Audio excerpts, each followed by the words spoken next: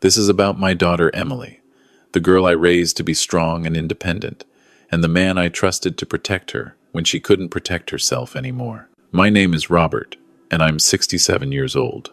I live in Victoria, British Columbia, where I've spent most of my life working as a high school teacher until I retired 5 years ago. My wife Patricia and I raised 2 children in our home overlooking the ocean. Emily was our youngest, and she was always the adventurous one, the one who couldn't sit still, the one who made us laugh until our sides hurt. 3 years ago, everything changed. Emily was driving home from her job at the marketing firm downtown when a drunk driver ran a red light and hit her car head-on. She survived, but the injuries were catastrophic. Spinal damage, traumatic brain injury, months in the hospital followed by years of rehabilitation. She'd never walk again. The doctors said she was lucky to be alive, and they were right. But watching my vibrant 2-year-old daughter learn to live in a wheelchair was one of the hardest things Patricia and I ever endured. Emily's husband, Kyle, stood by her through it all. Or so we thought. They'd been married for 2 years when the accident happened, and Kyle seemed devoted during those first terrible months. He visited her every day in the hospital, held her hand through the surgeries, pushed her wheelchair through the rehabilitation center. I remember thinking how grateful I was that Emily had found someone who truly loved her. I remember Patricia crying tears of relief, saying, "At least she has Kyle. At least she's not alone." The insurance settlement came through 18 months ago, $500,000. It was meant to cover Emily's medical expenses, home modifications, therapy, everything she'd need for the rest of her life. Kyle and Emily bought a small bungalow in Oak Bay, 1 level, wheelchair accessible. They seemed to be building a new life together. We visited every Sunday for dinner. Kyle cooked, joked with us, told us how well Emily was doing with her physical therapy. I should have seen the signs earlier. I should have noticed when Emily started wearing long sleeves even in summer. I should have questioned why she seemed quieter each time we visited, why her smiles didn't quite reach her eyes anymore. But I wanted to believe everything was fine. I wanted to believe my daughter was healing, moving forward, finding happiness despite everything. It started 6 weeks ago. Patricia and I had driven over for our usual Sunday visit. Emily was in the living room, and when I hugged her, she winced. Just a small movement, barely noticeable, but I felt it. "You okay, sweetheart?" I asked. "Fine, Dad," she said quickly. "Just sore from therapy." But something in her voice made me pause. That tone. The same one she'd used as a teenager when she was hiding something from us. Kyle appeared from the kitchen, all smiles and apologies. "Sorry, Robert, Patricia. Dinner's running late. Why don't you two relax? Can I get you something to drink?" I watched him move around Emily's wheelchair. Noticed how she tracked his movements with her eyes. Noticed how she seemed to shrink slightly when he passed behind her. The next Sunday, I saw the bruise. Emily was reaching for her water glass, and her sleeve rode up slightly. There, on her forearm, was a dark purple mark, roughly the size of a handprint. She saw me looking and pulled her sleeve down immediately. "Emily," I said carefully, "what happened to your arm?" "I bumped it," she said, "on the door frame. You know how clumsy I am with this chair." But Emily wasn't clumsy. She'd been using that wheelchair for 3 years. She navigated her home perfectly. Kyle jumped in. "Yeah, she's been having some trouble with spatial awareness. The neurologist said it might be related to her brain injury. Nothing to worry about." I looked at Patricia. She'd seen it too. Her face had gone pale. We didn't confront them that day. We should have. God, we should have. But Kyle was so convincing, and Emily backed up his story, and we wanted to believe them. We wanted to believe our daughter was safe in her own home. That night, I couldn't sleep. I lay in bed next to Patricia, staring at the ceiling, replaying that moment in my mind. The bruise, the fear in Emily's eyes. The way Kyle had answered for her. "Robert," Patricia whispered in the darkness. "Something's wrong." "I know," I said. "What do we do?" I didn't have an answer. The following Wednesday, Emily called me. She never called on Wednesdays. Our routine was Sundays. I answered immediately. "Dad?" Her voice was shaking. "Can you come over? Kyle's at work." I was in the car within 5 minutes. When I arrived, Emily was in her bedroom. She'd been crying. Her eyes were red and swollen, and when she looked at me, I saw something that made my heart stop. Fear. My daughter was afraid. "Emily, what's going on?" I sat down on the edge of her bed. She opened her mouth, closed it, then opened it again. "Dad, I need to ask you something, but you can't tell Kyle," I asked. "Of course. Anything. The settlement money. Do you remember how much it was?" "500,000, I said. "Why?" She pulled out her laptop, fingers shaking as she typed in her password. "Can you look at this? I don't understand banking very well, and Kyle handles all our finances. But," she showed me their joint account. I felt my blood run cold.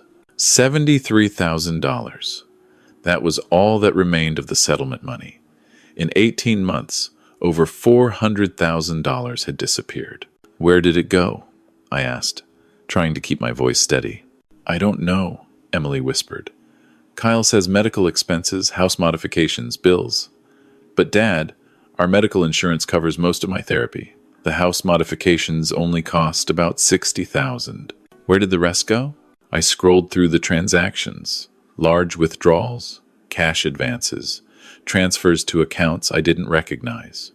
Thousands of dollars at a time, sometimes multiple times per week. "Emily," I said carefully, "has Kyle been... Is everything okay between you two?" She looked away. "He gets angry sometimes, says I'm ungrateful, says I don't understand how hard it is to take care of me, says I'm lucky he stayed after the accident." My hands clenched into fists. "Has he hurt you?" The silence that followed was answer enough. "The bruise on your arm," I said. "He did that, didn't he?" She nodded, tears streaming down her face. "He didn't mean to. He just gets frustrated. I make things difficult. I can't do things anymore. And he has to do everything.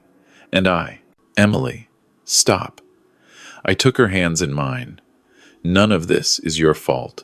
None of it. Do you understand me?" "I don't want to cause problems," she said. "You and Mom, you like Kyle. Everyone likes Kyle. Maybe I'm just being sensitive. Maybe. How long has this been happening?" She looked at me with those eyes that had trusted me to protect her for 35 years. "About 6 months after the settlement came through." A year. My daughter had been suffering for a year while I sat in my comfortable home, believing everything was fine. "I'm going to fix this," I told her, "but I need you to trust me. Can you do that?" She nodded. "Good. Now, I need to know, does Kyle have access to your phone? Your computer?" "Yes. He set them all up for me. He knows all my passwords." "Of course he did. Then we need to be careful. I'm going to look into this, but I need you to act normal around him. Can you do that?" "I'm scared, Dad." "I know, sweetheart. But I'm not going to let him hurt you anymore. I promise." I left Emily's house that afternoon with my mind racing. I couldn't go to the police yet. Not without proof.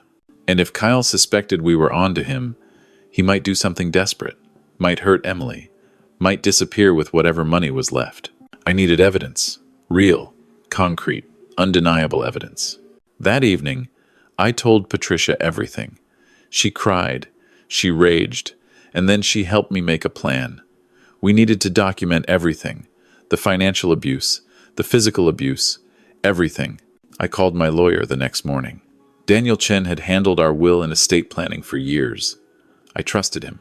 "Robert," he said after I explained the situation, "this is serious. Financial exploitation of a disabled person is a criminal offense in Canada. So is assault. But you're right. We need solid proof before we go to the authorities. What do I do? First, get Emily to make her own bank account. Transfer what's left of her money into it, under her name only. We'll say it's for better financial organization. Second, document everything. Every bruise, every withdrawal, every incident. And third," he paused. "This might sound extreme, but have you considered installing cameras in Emily's home?" My stomach turned. "You want me to spy on my own daughter's house?" "I want you to protect her," Daniel said gently. "If Kyle is abusing her, we need proof. Otherwise, It's her word against his. And sadly, that often isn't enough. I knew he was right. I researched security cameras that night. Small, discreet, motion activated. I found a reputable brand with good audio quality. Not those cheap ones that barely work. I ordered 3 of them. They arrived 2 days later. The next Sunday, I brought them to Emily's house in my jacket pocket. While Kyle was in the kitchen preparing lunch, I asked Emily if I could use her bathroom. She nodded, understanding in her eyes. I installed one camera in her bedroom, hidden on top of her bookshelf behind some decorative items, angled toward the bed and the area where she usually parked her wheelchair. Another in the living room, tucked behind a picture frame on the mantel. The third in the kitchen, disguised as part of a decorative clock on the shelf. My hands shook as I positioned them. I felt like I was betraying my daughter's privacy, invading her home, but I kept thinking about that bruise on her arm, the fear in her eyes, the missing money. I downloaded the app on my phone. The cameras connected to Emily's Wi-Fi, and I could access them from anywhere. Live feed, motion detection, recordings stored in the cloud. That night, I sat in my home office with my laptop open, feeling sick to my stomach. Patricia sat beside me. "Maybe we won't see anything," she said hopefully. "Maybe Emily's mistaken. Maybe." The motion detector alert went off at 9:47 p.m. I clicked on the notification. Kitchen camera. Emily was in her wheelchair by the sink. Kyle was standing in front of her. I turned up the volume. "Don't understand why this is so difficult for you," Kyle was saying. His voice was cold, nothing like the friendly tone he used around us. "It's a simple question, Emily. Where's your bank card?" "I told you," Emily said, her voice small. "I put it somewhere safe." "Somewhere safe? Or did you give it to your father?" My heart stopped. "No, I didn't. Don't lie to me." Kyle leaned down, his face inches from hers. "I saw him talking to you last week. I saw the way you were looking at your laptop. What did you tell him?" "Nothing. I swear I didn't." He grabbed the arm of her wheelchair and shook it violently. Emily's head snapped back. "You think you're smart?" Kyle said. "You think you can hide money from me? That money is ours. Ours. I've earned it. Dealing with you. Taking care of you. Giving up my life." "Kyle, please." "Shut up." He grabbed her face, fingers digging into her cheeks. "You're going to tell me where that card is, or I swear to God." "It's in my purse," Emily whispered. "In the bedroom?" He released her roughly and walked away. The camera showed Emily sitting there, trembling, tears streaming down her face. Patricia was crying beside me. I felt rage like I'd never experienced before. This man I'd welcomed into my family, trusted with my daughter's care, was terrorizing her in her own home.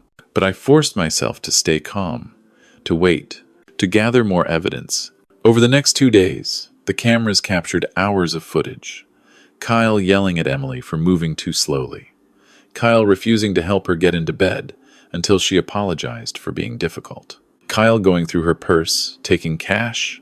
Kyle on the phone in their garage, talking to someone about cryptocurrency investments, laughing about how his invalid wife didn't understand money anyway. And then, on the third night, the bedroom camera caught something that made my decision final. It was late, nearly midnight. Emily was in bed. Kyle came into the room, and I could tell immediately he'd been drinking. "Kyle?" Emily's voice was uncertain. "Are you okay?" "Do you know how much I gave up for you?" he said, swaying slightly. "I could have left. I could have walked away after the accident. Nobody would have blamed me." "I know. I'm grateful." "Grateful?" He laughed bitterly. "You're grateful? You show it by hiding money from me? By talking to your father behind my back?" "I wasn't." He moved quickly then, and I watched in horror as he grabbed Emily by the shoulders and shook her. She cried out in pain. "Kyle, stop! You're hurting me." "Maybe you need to hurt," he said. "Maybe you need to understand how much you've cost me. My job, my friends, my freedom. You're like a weight around my neck, dragging me down." He pushed her back against the pillows. Emily was crying, pleading with him to stop. I was already out of my chair, already grabbing my car keys. "Robert," Patricia called after me. "What are you doing?" "I'm going to get our daughter," I said. "Call the police." Tell them to meet me at Emily's address. Tell them it's an assault in progress. I drove faster than I've ever driven in my life. Victoria at midnight is quiet, and I made it to Oak Bay in 12 minutes. I didn't bother knocking. I used the spare key Emily had given us years ago. Kyle was still in the bedroom. I heard him before I saw him. Pathetic, Emily. You're absolutely pathetic. Can't even stand up for yourself. Oh wait, you can't stand up at all, can you? I walked into that bedroom, and Kyle turned to look at me. His eyes were red, his face flushed with alcohol. Robert, he said, and had the audacity to smile. What are you doing here? I looked at my daughter. She was huddled against the headboard, her arms wrapped around herself, her face wet with tears. Emily, I said calmly, pack a bag. You're coming home with me. She's not going anywhere, Kyle said. This is her home. I'm her husband. You're a thief and an abuser, I said. And the police are on their way. His face changed then. The friendly mask dropped completely. You can't prove anything. Actually, I can. I pulled out my phone, showed him the camera app. 3 cameras, Kyle. I've been recording everything for 3 days. Every word, every threat, every time you laid your hands on her. He went pale. That's illegal. You can't record someone without their consent. In Canada, only one party needs to consent to recording. Emily consented. She asked me to help her. It was a slight stretch of the truth, but I didn't care. The sirens started then, distant but growing closer. Kyle's hands clenched into fists. You're ruining my life. No, I said. I'm saving my daughter's life. There's a difference. The police arrived within minutes. 2 officers, a man and a woman. I showed them the footage on my phone. They watched Kyle grab Emily, shake her, threaten her. They listened to his words about the money, about her disability. The female officer, Constable Morrison, approached Emily gently. Ma'am, are you hurt? Do you need medical attention? Emily shook her head, but she was still trembling. I need to see your arms, Constable Morrison said softly. Emily looked at me. I nodded. She pulled up her sleeves. The bruises were fresh, dark purple fingerprints on both her upper arms, old yellow bruises fading on her wrists, a healing cut on her shoulder. Constable Morrison's expression hardened. Sir, she said to her partner, arrest him. Kyle tried to argue, tried to say it was all a misunderstanding, that Emily was confused, that her brain injury made her unreliable. But the male officer, Constable Lee, was already reading him his rights. Kyle Jensen, you're under arrest for assault, financial exploitation of a vulnerable person, and domestic abuse. I didn't listen to the rest. I went to Emily and wrapped her in my arms as gently as I could. You're safe now, I whispered. You're safe, she sobbed into my shoulder. I'm sorry, Dad. I'm so sorry. I should have told you sooner. I should have. Shh. None of this is your fault. Do you hear me? None of it. Patricia arrived just as they were putting Kyle in the police car. She ran into the house, straight to Emily, and the 3 of us held each other while Constable Morrison took Emily's statement. We took Emily home that night. Patricia had already made up the guest room on the main floor, the one we'd been planning to convert into a home office. It had its own bathroom, wide doorways, everything Emily needed. The next few weeks were a blur. Daniel, my lawyer, helped Emily file for an emergency divorce and a restraining order. We got a forensic accountant to trace where the settlement money had gone. Turned out Kyle had lost most of it gambling online and investing in cryptocurrency schemes. Some of it had been spent on a girlfriend he'd been seeing for the past 8 months. A woman he'd met at a bar while Emily was home alone, unable to even answer the door if someone knocked. The criminal charges were severe: assault causing bodily harm, financial exploitation of a disabled person, theft over $5,000. The Crown prosecutor told us Kyle was looking at serious prison time. Emily struggled in those first weeks. She'd wake up crying, convinced Kyle was going to come back. She apologized constantly for being a burden, for costing us money, for disrupting our retirement. It broke my heart. But slowly, gradually, I watched my daughter begin to heal. Real healing this time, not just physical, but emotional. She started smiling again, genuine smiles that reached her eyes. She made jokes, She started painting again, something she'd loved before the accident but had stopped doing after she married Kyle. Patricia converted our sunroom into an art studio for her. Emily would spend hours there, painting ocean scenes, abstract pieces full of bright colors. She said they represented hope. The trial happened 4 months later. Kyle pleaded not guilty, claimed Emily had consented to all the financial transactions, claimed the bruises were from her wheelchair accidents, claimed I had manipulated her against him. The jury didn't buy it. The camera footage was damning. The bank records were clear. The medical examination documented injuries that couldn't have come from accidents. Kyle Jensen was sentenced to 4 years in prison. The judge called his actions a despicable betrayal of trust and predatory behavior toward a vulnerable victim. Emily cried when they read the verdict. Not sad tears, but tears of relief. "It's really over," she said. "He can't hurt me anymore. He can't hurt you anymore," I confirmed. Today, Emily has her own apartment, not far from us, just a 10-minute drive. She's been working with a financial advisor to rebuild what's left of her settlement and to learn how to manage her own money. She's started doing volunteer work with a disability advocacy group, helping other abuse survivors understand their rights. She's not the same person she was before the accident. How could she be? But she's stronger than I ever imagined. She's a survivor in every sense of the word. Last Sunday, we had dinner at her new place. She'd made lasagna, her mother's recipe. She was so proud of herself, navigating the kitchen in her wheelchair, using all the adaptive equipment we'd installed. As I watched her laugh at something Patricia said, I felt overwhelming gratitude. Gratitude that I'd listened to my instincts. Gratitude that I'd acted when I did. Gratitude that my daughter was here, safe, healing, living her life on her own terms. But I also felt anger. Anger at myself for not seeing the signs sooner. Anger at a system that allowed Kyle to abuse Emily for a year before anyone intervened. Anger at everyone who says they believe abuse victims but then question them when they finally speak up. If you're reading this, if you're listening to this story, I want you to understand something. Abuse doesn't always look like what you think it does. It's not always shouting and visible bruises. Sometimes it's quiet. Sometimes it's financial. Sometimes it's a gradual erosion of someone's dignity, their independence, their sense of self-worth. And if you suspect someone you love is being hurt, trust your instincts. Don't wait for perfect proof. Don't wait for them to ask for help, because shame and fear might prevent them from ever asking. Pay attention. Ask questions. Be willing to have uncomfortable conversations. I almost lost my daughter because I wanted to believe everything was fine.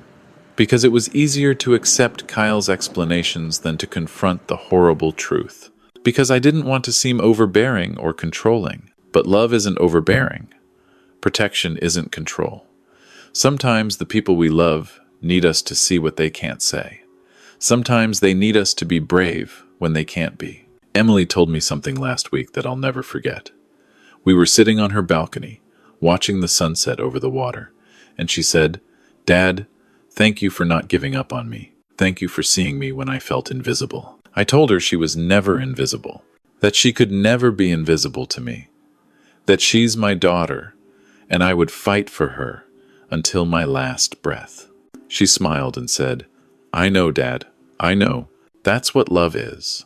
Seeing someone when they feel unseen, believing them when they feel unbelievable, standing beside them when they can't stand on their own." Kyle took a lot from Emily. Her mobility, her money, her trust. But he didn't take her spirit. He didn't take her strength. And he didn't take her family. We got her back. And this time, we're never letting go. If you're in a situation like Emily was, please know this. You deserve safety. You deserve respect. You deserve to live without fear. And there are people who will help you, who will believe you, who will fight for you. You just have to let them see you. You just have to let them in. Don't wait as long as Emily did. Don't suffer in silence. Reach out. Speak up. Ask for help. Because you matter. Your life matters. And you deserve so much better than what you're enduring. I sleep at night now, knowing I did the right thing. Knowing my daughter is safe. Knowing that Kyle can't hurt her anymore. Can't hurt anyone anymore. It wasn't easy. It wasn't simple. But it was necessary. And I'd do it again in a heartbeat. Because that's what fathers do. We protect. We fight. We never, ever give up. That's my story. That's my truth. And I hope to God it helps someone out there who needs to hear it. Thank you for listening.